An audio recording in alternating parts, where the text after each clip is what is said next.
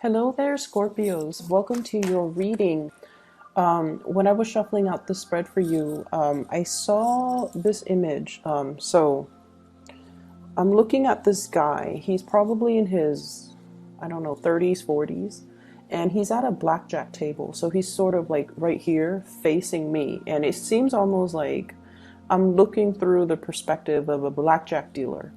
And I'm not familiar with card games, but I believe that's the game where you have to, all the cards have to add up to 21, and you want to get closest to 21, as close to the number 21 as possible. And you're betting, and you're playing against the dealer pretty much. And I see this man, he's got like already 4 cards that are in front of him, and he's saying like, hit me. And then the dealer gives him another card, and it's still a small card. It might have been a 3 or a 4 that was dealt, and then he says, hit me again, and he says it again. So when I saw this image, I immediately thought that you're taking a big chance, you're taking a big risk because you feel like the gamble is worth it. It's almost like you're calling somebody's bluff, or you are doing something where there are a lot of risk involved, but there's also a huge payout involved as well. So you're kind of weighing out, these options. Like, if I don't do it, I would have gained nothing. But if I do it, there might be a little bit of a loss if I lose, but I could win really, really big if I do it. So if I take this risk, it will really pay out for me. So that's what it feels like. But the weird thing is, I didn't see any chips on the table. I didn't see any type of money being exchanged. So I don't feel like this is a monetary risk. I just don't get that element. But for some of you, it very well could be a risky, like a financially risky endeavor that you're undertaking. But I just feel like this is something a little bit more from the heart, which is, a gamble on relationships, a gamble on love, a gamble on something that you feel deep down. It's almost like calling somebody else's bluff, okay? So when I translate that message into the cards, some of the things that I'm picking up here is there's definitely communication between you and another person. And I feel like the communication has to be very, very, very well thought out. And the communication has to be very tact. So it's almost like you're sitting there trying to communicate with another person. And I almost feel like this element, you guys are naturally very cautious to begin with. And I literally see like somebody typing an email or texting and spending a lot of time making sure that the wording is just perfect. Spending a lot of time making sure that, everything is spelled out correctly, everything is grammatically correct, that there are correct punctuations, there are correct numbers and figures and things like that. So there is something that you're doing very meticulously, that you're doing with the utmost care, because somebody else is going to review it or somebody else is going to read it. So I feel almost like this element about, wanting to communicate with somebody, measuring your words, weighing out the word choice, weighing out what you're going to say, and being extra careful about how you come across and how the other person is going to receive your message. It's almost like wondering, is this the right tone that I should use? Is this the right way in which I should communicate? Am I getting my point across? So you're really reassessing this piece of communication that you're sending off to somebody. And what I feel here, we do have, let me see, we do have 2 people that you're dealing heavily with for this week. I have here the King of Swords. So this is an air sign, Aquarius, Gemini, and Libra. And then I have the Queen of Cups, Pisces, Cancer, Scorpio. So these 2 figures will be very, very prominent in your life for this week at least. And what I feel is there is somebody that is, they come across almost like they're always analyzing things. They might tend to overanalyze. And they might, they're very intelligent, but I almost feel like they're a little bit more on the pessimistic end, okay? They're sort of like, oh, it's not going to work out. We should have a plan B. So in a way, they're very cautious as well, but I feel like they err a little bit more on the pessimistic end. And so they don't really do anything rushing right in. They're not impulsive. They take their time whenever they're confronted with a problem, whenever they're confronted with a crossroads, or whenever they communicate. So I feel like they're very measured, very methodical, and extremely, extremely like analytical. And they could read something and analyze it to death. Or they could like look at one situation and come up with like multiple scenarios where things can potentially play out, or where things can potentially go right, or where things can potentially go wrong. So I feel like this is almost like a strategist. It's somebody that has a lot of insights, a lot of foresight, and also they plan for every possible scenario. And so when you're dealing with this person, I feel almost like they're giving you a lot of different scenarios for you to mull over, for you to analyze. And I feel like in a way, dealing with them can be very refreshing for you, because I feel like a lot of the times you guys do, get really stuck. It's almost like that tunnel vision. You want to have things a certain way, and especially when you have an emotional pull towards something, it's almost like you trust your intuition so much that you're like, nothing can go wrong. My intuition is really pulling me in this direction. So I feel like that's where I'm meant to go. Okay, and this is you going for something. This is the Knight of Cups, and I feel like this is more your energy. Going passionately towards something, seeing something that you like, it triggers your senses. And you're just like, that's it. My intuition, my heart is telling me to go this way. There's nothing here that indicates otherwise, so I'm going to go for it. But I feel like this person is telling you, yeah, but if you do this, there are all these other things that you have to consider. And I almost feel like you deal with things that are in front of you, whereas this person deals with things almost from like a bird's eye view. They're looking at the totality of a situation. And they're like, well, if you take that route, further down the line, there's going to be some blockages. Whereas if you take this route, it's a little bit more circuitous. It's not as straightforward, but you can circumvent this potential pitfall. So you're dealing with somebody who is like that. And that's why your communication has to be very, very methodical and very measured. I feel for some of you, this is almost like a person that you're trying to please.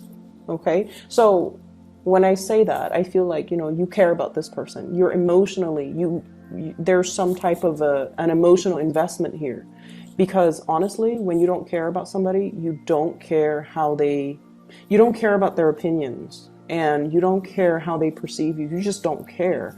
But I feel like you do care, and that's why you do things in such a measured way, because you want to please this person, and you want to, it's almost like you respect them. And so their opinions matters a lot to you. Their advice, their counsel, their opinions, whatever they say, it matters a lot to you. So that's what I'm seeing here. And if it's communication you're waiting on, it's going to take some time. If it's communication that you're waiting on from this person, I feel like it has to take some time. And I'm almost feeling, so the senses, okay, the senses, it's like someone who's, this might be a separate message altogether. There is somebody that is really pulling or really appealing to your senses. So they could be, very aesthetically pleasing to look at. Okay, so like you might be attracted to them, but I feel like it's a lot more than that. There's something about them that's very unique. And I feel almost like there's something about them that is very nurturing, that is very pure and innocent. And this is what I'm drawn to. This Two of Cups. It's somebody that is not afraid to be vulnerable. It's somebody who's, she's completely naked and she's okay with it. And it's almost somebody who's like it's like a naturalist, somebody who enjoys the simple things in life. They're not bogged down with status, money, power, prestige. They don't really care about those things. They have more of a heartfelt energy with them. They like simplicity. They like minimalism. They just, whatever the normal average person values, this person isn't like that. And so in a way, they're really unique. They're quite independent and they're quite fearless. And I feel like that's why you're really drawn to this person. I almost feel like this person, their attention is kind of focused elsewhere. That's what it feels like to me. It's like you're charging straight forward to this connection. And I feel almost like their attention is elsewhere. So if this is like somebody who is an ex, if this is somebody who is brand new in the picture, that is really striking your fancy, or you find yourself very attracted to them, I feel like it's going to take a big grand gesture for this person to fall in love. It seems like this is not somebody that falls in and out of love easily. It's not somebody that's like that. And so it takes somebody pretty spectacular. It takes something spectacular to really capture this person. And every time I see birds or I see imagery with wings, it's somebody who might be flighty, or somebody who might be fickle, or somebody who is kind of afraid of commitment. Okay. And so going back to that image where you're at the blackjack table and you're just like, hit me, and you're calling the dealer's bluff. It seems like that to you, to me, where you're just like, you might be calling somebody else's bluff, or you might be, you might feel like somebody is being false, where they're pretending to be a certain way, but deep down they are a different way. And they might not even be aware of that they're sending out mixed messages, that they're sending out mixed signals. But I feel like you guys can really, you have really keen intuition, and you can kind of splice at the truth. And you can, within like 5 minutes of meeting somebody, really analyze them, even without meaning to. You can kind of like sum them up, and you would be very accurate with your assessment as well. But I just see this situation where it's almost like you might have it in your emotions that they are a specific way. And once you're set, your emotions are set, it's really hard for you to see outside of that framework. And this is true of all fixed signs. Okay, like the air signs, so like the Aquarius, the Leos, or even the Taurus. But with the air signs, once they form their opinions about a certain topic, about a certain stance, about a specific person, they don't really change. Okay, and then I feel like that's the same way with Taurus. Once they're fixed on a course of action, they don't deviate. And then I feel like, once again, you're at that blackjack table. It seems like you're accumulating a lot of cards and you're taking a huge gamble, and it's almost like, anytime now it's going to be a bust. It's going to exceed that 21 mark, but you're willing to bet, you're willing to go forward. So it's almost like the reality of the situation is you kind of need to stop while you're ahead. But then I feel almost like something is telling you to keep going. And if this is a work situation, I would say be very, very careful about, trying to do something on your own. Having somebody to kind of step in, especially that strategist that's telling you, wait a minute, you've already like got 4 or 5 cards. Anytime now it's going to be a bust. So why don't you quit while you're ahead, or let me assist you, let me give you a different strategy so that you can do it the right way. Okay, so a lot of the times too with Scorpios, I just feel like, you guys do have a lot of pride. And I feel like, you're generally very independent and very stoic. You like to be able to do things on your own. You value self-sufficiency, and you do value independence as well. You like to, test your capabilities, and you pride yourself on being able to be kind of like that expert in your field. And it's really hard for you to ask for help. It's very, very, I rarely see fixed signs asking for help. Okay. And this is not about, throwing yourself a pity party, or this is not about, blindly walking down a path where it's not going to pan out well for you. This is more about being smart, having a strategy. And if we feel like we're in a situation where our blood pressure is rising, where there's a lot of risk involved, maybe you need to consult somebody who might be an expert to be able to give you these hints, tips, guidance, counsel. I do see a need for financial planning coming into the picture.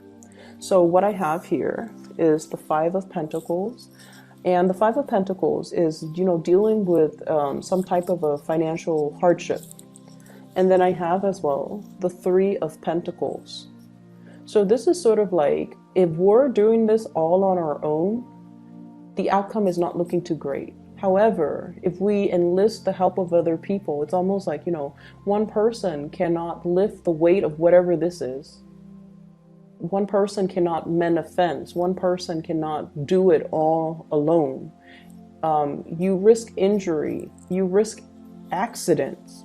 So it's really important to ask for help. It's really important to say, you know what, this is a little bit too burdensome or too heavy for me. I'm going to need you to step in. So, asking for help, asking for assistance. And it could just be a helping hand. It could be financial assistance. Taking out a loan, for example, or even finding ways so that you can, better manage your financial resources, finding ways in which you can, I'm seeing greatly shift money around, shifting money from savings to checking, shifting money from,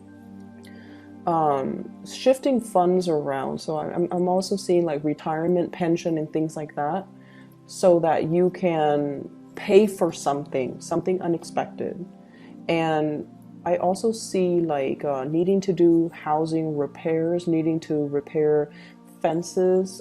Things might have been blown out during the things might have been knocked down, things might have trickled in. So I feel some element here about having to repair some type of a dwelling, and you might need to, dip into your savings account in order to do that.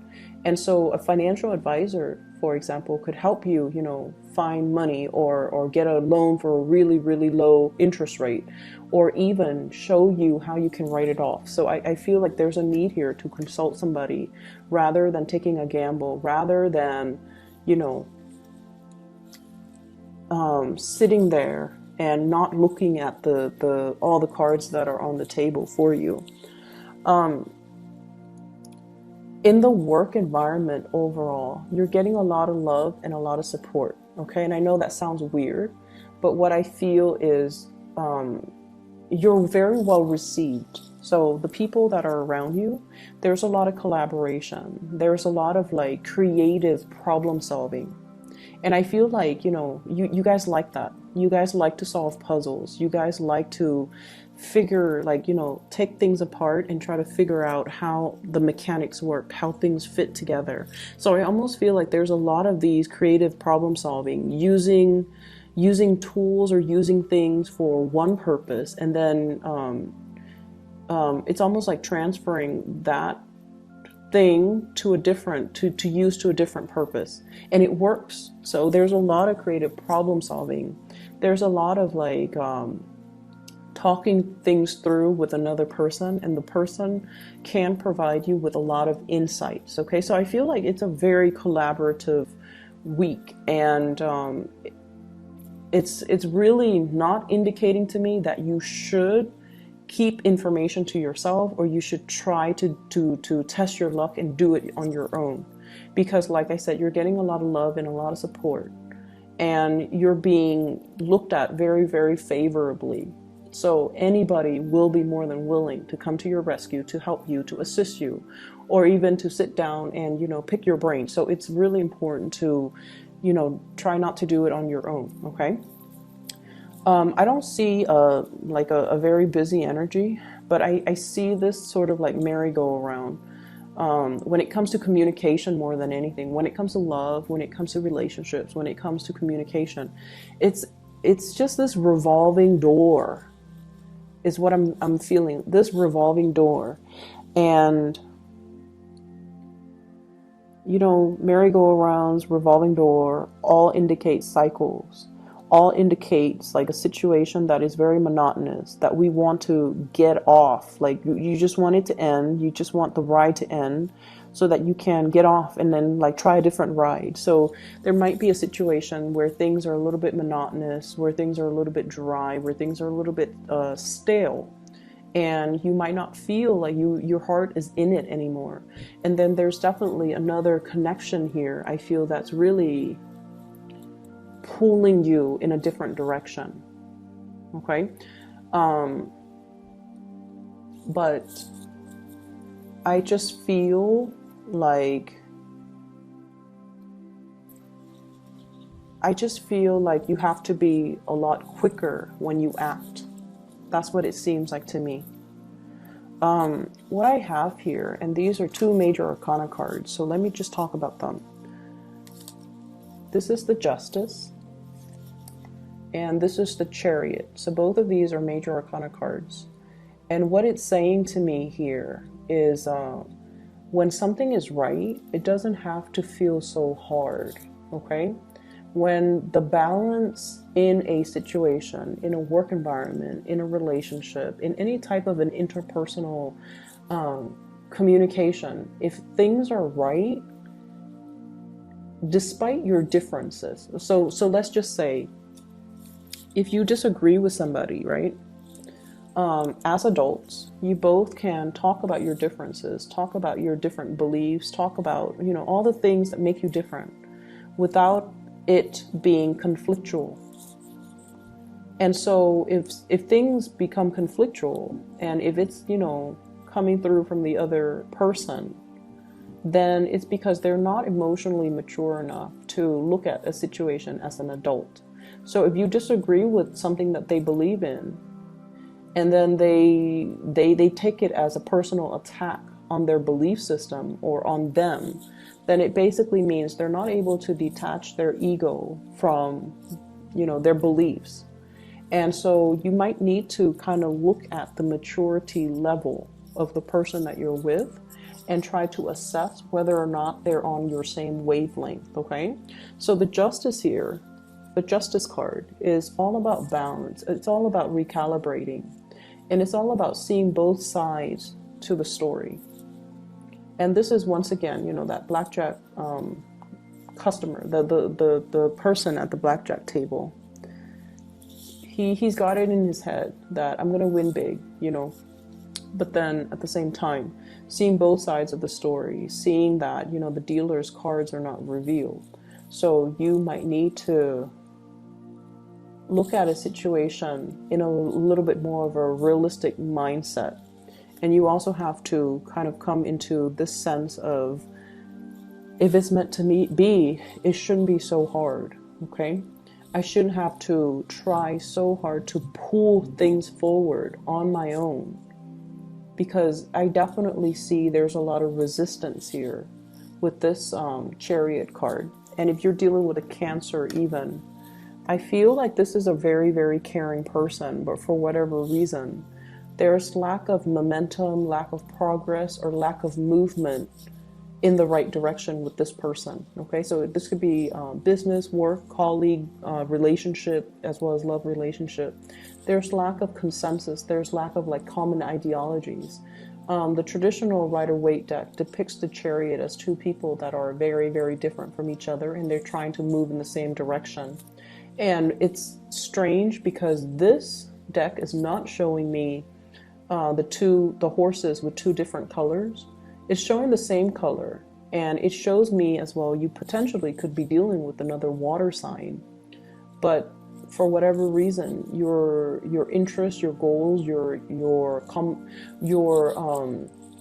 life path, or the things that you're trying to pursue might not be in alignment with one another. All right, so I'm going to leave it at that. Scorpios, I hope that the reading is helpful for you as you navigate this energy for this week. I'll be back next week, okay? And I wish you the best. Take care of yourself. I'll talk to you guys soon.